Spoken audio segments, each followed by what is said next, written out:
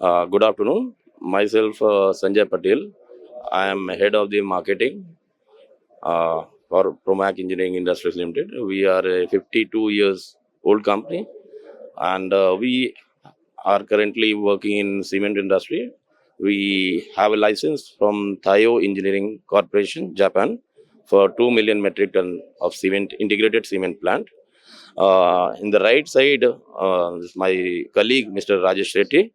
And if you can see, this is one of the 3,000 ton per day integrated cement plant in Talpatri, India.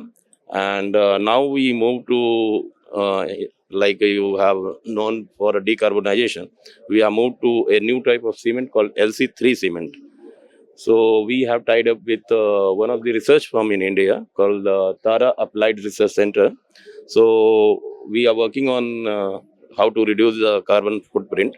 So using this technology, we can reduce the carbon footprint up to 40 to 50%, including as